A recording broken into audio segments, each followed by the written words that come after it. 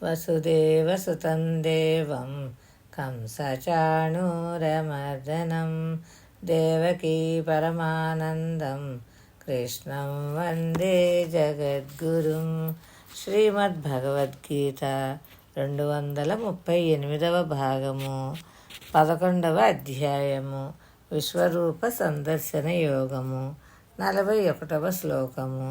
సఖేతి మత్వా ప్రసభం యదుక్తం హే కృష్ణ హే యాదవ హే సఖేతి అజానతా మహిమానం తవేదం మయా ప్రమాదాత్ ప్రణయేన వాపి. 42వ శ్లోకము. యచ్చాపహాసార్థ మసత్కృతోసి విహారశయ్యాసన భోజనేషు ఏకోత్థవాప్యచ్యుత తత్సమక్షం తత్క్షామయే త్వామహమప్రమేయం. ఓ కృష్ణ, వినాశమే లేని పరమాత్మవు నువ్వు. వయస్సు వల్ల కానీ, పదవి వల్ల కానీ, సంపద వల్ల కానీ, మరి దేని చేతనైనా కానీ ఏర్పడే ప్రమాణాలన్నింటికి నీవు అతీతుడవు. ఈ మాట నువ్వు ఇప్పుడు నాకు ఈ విశ్వరూపం చూపించావు కనుక తెలుస్తోంది. ఇది తెలియకముందు అజ్ఞానంలో ఉన్న నేను నిన్ను మామూలు స్నేహితుడు అని భావించాను. అందుకే వెటకారంగా అనేక మార్లు నిన్ను హే కృష్ణ, హే యాదవ, హే సఖ అని పిలిచాను. కొన్నిసార్లు అజాగ్రత్తతో పిలిచాను, కొన్నిసార్లు చనువుతోనూ పిలిచాను. అంతేకాదు పరిహాసం అనే పేరుతో అనేక సార్లు నిన్ను అవమానించాను. ఆటలాడుకుంటున్నప్పుడు, కలిసి పడుకున్నప్పుడు, కలిసి కూర్చున్నప్పుడు, కలిసి తింటున్నప్పుడు, ఇలా అనేక సందర్భాల్లో తేలికగా చూశాను. నువ్వు ప్రత్యక్షంగా ఉన్నప్పుడు చూశాను, నువ్వు ఎక్కడో ఉన్నప్పుడు, నేను నీ గురించి ఇతరులతో మాట్లాడుతున్నప్పుడు చూశాను, మనం ఏకాంతంలో ఉన్నప్పుడు చూశాను, నలుగురు మధ్యలో ఉన్నప్పుడు చూశాను. అలాంటి అపరాధాలన్నీ క్షమించమని ప్రార్థిస్తున్నాను. ఎన్నోసార్లు నేను నిన్ను కించపరిచి ఉండవచ్చును అని అర్జునుడు చేస్తున్న క్షమాపణలు బట్టి భగవానుడు అర్జునుడికి ఎటువంటి చనువును ప్రసాదించాడో మనకు అర్థమవుతోంది. ఈ విషయాన్ని అర్జునుడు గుర్తించాడు కనుకనే అర్జునుడు తన క్షమాపణలను ఇంకా కొనసాగిస్తున్నాడు. 43వ శ్లోకము. పితాసి లోకస్య చరాచరస్య త్వమస్య పూజ్యశ్చ గురుర్గరీయాన్ నత్వత్సమోత్స్త్యభ్యధికృతోన్యో లోకత్రయేప్యప్రతిమ ప్రభావ. ఓ కృష్ణ, అనుపమ ప్రభావ, నీ దివ్య ప్రభావానికి సాటే లేదు. ఎందుకంటే చరాచరాత్మకమైన ఈ ముల్లోకాలను సృష్టించిన తండ్రివే నువ్వు.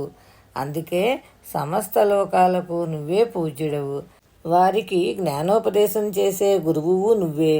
లోకంలోని ఇతర సద్గురువులందరికీ నువ్వే గురువువి. అందుకే ఈ సృష్టిలో నీకు సాటి అయిన మరొకటి జీవే లేనే లేదు. నిన్ను మించిన వారు ఇంకా ఎక్కడి నుండి వస్తారు అని అర్జునుడు కృష్ణ పరమాత్మను ప్రార్థిస్తున్నారు. విశ్వరూపాన్ని దర్శించిన అర్జునుడు దానిలోని రూపాలన్నిటికంటే అతీతమైన ఈశ్వర స్వరూపాన్ని గుర్తించాడు. కనుకనే తనకు ఎదురుకుండా నిలబడ్డ వ్యక్తి బ్రహ్మ, విష్ణు, మహేశ్వరులకు కూడా అతీతుడైన ఈశ్వర స్వరూపుడు అని గుర్తించి ఈ స్తుతి చేస్తున్నాడు.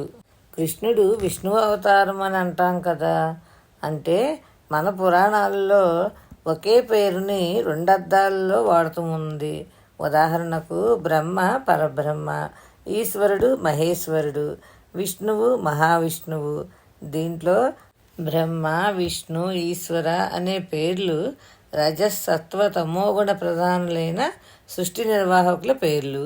ఈ ముగ్గురులోనూ అనున్యూతంగా ఉన్న ఈశ్వరతత్వాన్ని పురాణాలు పరబ్రహ్మ, మహావిష్ణువు, మహేశ్వరుడు అనే పదాలతో వ్యవహరించాయి. ఉపనిషత్తులు ఈశ్వర శబ్దాన్ని బ్రహ్మ, విష్ణు, శివులకు అతీతమైన త్రిగుణ సామ్యావస్థారూపమైన తత్వము అనే అర్థంలోకి చెప్పాయి.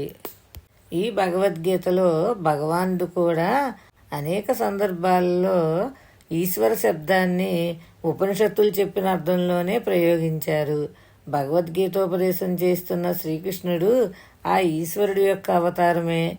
పురాణాలలో శ్రీకృష్ణుడు విష్ణుమూర్తి యొక్క పరిపూర్ణ అవతారము అని చెప్పారు. ఇక్కడ ఉన్న పరిపూర్ణ శబ్దానికి ఈశ్వరుడితో అభేద స్థితిలో ఉన్న విష్ణువు అనే అర్థం వస్తుంది.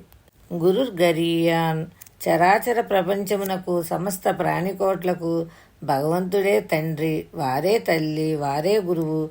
గురువులందరిలోనూ సర్వోత్తముడగు గురువు.